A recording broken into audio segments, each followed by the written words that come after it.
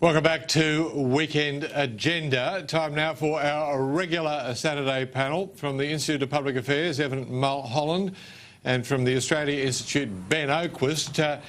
Good afternoon to you both. Now, Evan is joining us from the Sky News Centre in Macquarie Park in Sydney, right in the heart of Bennelong. He's been out all day handing out how-to-vote cards for John Alexander. Evan, what's your sense of the way this election day has unfolded?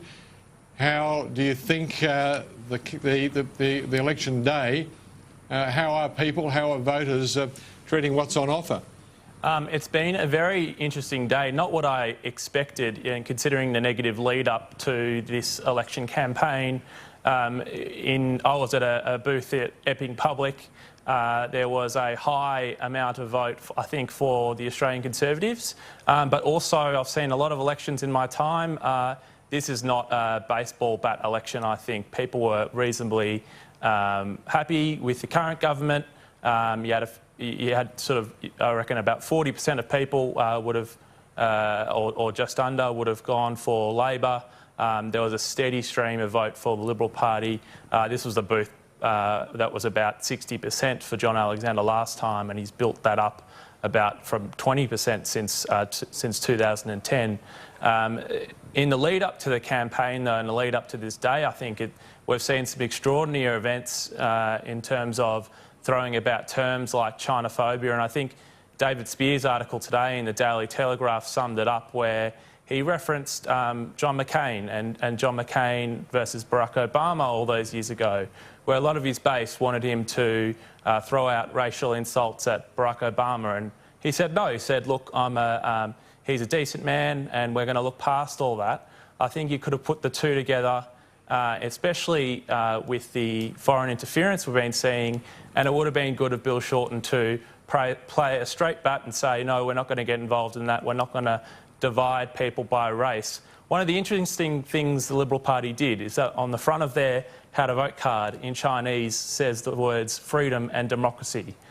Many people of Chinese descent came up to me, saw those words, pointed to those words and said, yep, I'm going to take that how-to-vote card. So I think it's definitely not a baseball bat election, but it should be interesting to see the results come in tonight. Ben Oaquist, I've been talking to Liberal and Labor insiders, hardheads, strategists, MPs and so on in the days leading up to this election. The received view on both sides seems to be that before election day, John Alexander probably had his nose in front, but that such momentum that there had been had headed Labor's way. Now, there was a minority view that I got from one or two Labor people, interestingly enough, who suggested that the best part of Labor's campaign came with the announcement of Christina Keneally as its candidate, that it peaked at that point and nothing much has moved since then. Now, what do you think? I've got no idea what's going to happen, Jim and Bennelong, but the polls suggest if you read the polls suggest your analysis is right. On the opening of the election, we had two polls, one saying it was 50-50 and one saying it was 53 to the Liberal Party. At the close of the election campaign, we got one poll saying it's 50-50 and one poll saying it's 53-47. So it suggests not much has moved since that beginning burst of profile from Christina Keneally. Remember, at the last election, Labor got 28.5% of the primary vote. So that's a long mountain to climb to get from a primary vote of 28.5% to win the seat.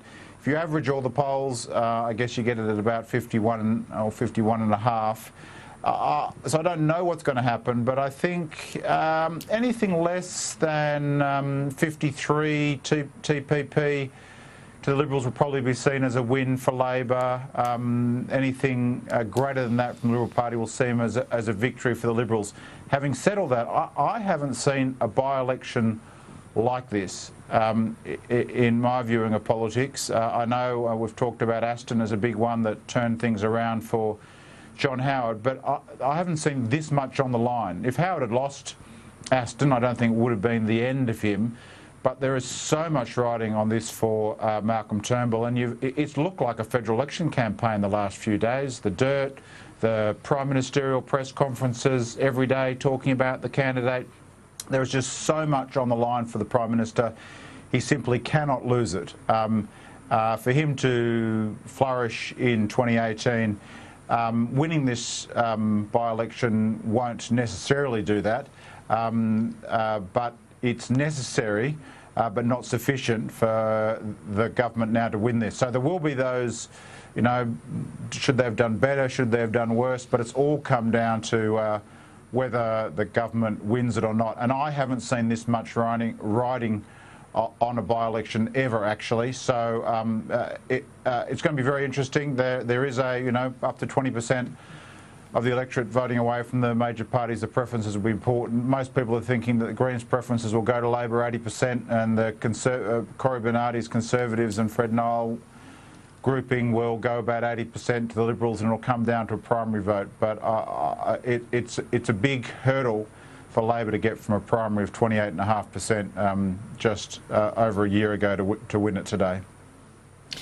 Evan Mulholland, yes, talking about the minor parties, and you were mentioning that, I think you said it was Epping Public, the booth that you were at. The Australian Conservatives were out in force. There has been this question about the discipline of the Australian Conservatives' preferences. The Liberals expecting about 80% of them to go to them. Was there any signs in what you were seeing in the way people were picking up the literature to suggest that that will be the case, or is there still some lingering annoyance at Malcolm Turnbull over same-sex marriage among conservative Christians that might see the preferences spray elsewhere? I think there's a bit of that. There certainly was a flurry of Australian Conservatives supporters at the booth I was at, and I think they're everyday people wanting the government to stick to its core values, stick to conservative values and free market values. There was lots of people coming up and asking which is the party that isn't going ahead with safe schools, which is the party that's going to clean up the debt and deficit. So there is a lot of that. There is the marriage issue does come into play. A lot of people talking about religious freedoms. You've got a high Christian electorate, and they've got a Christian Maronite candidate who's quite well known in the area. So it should be very interesting to see how they do. They're all really preferencing in a three-way block, the Liberals, Australian Conservatives and the Fred Nile group.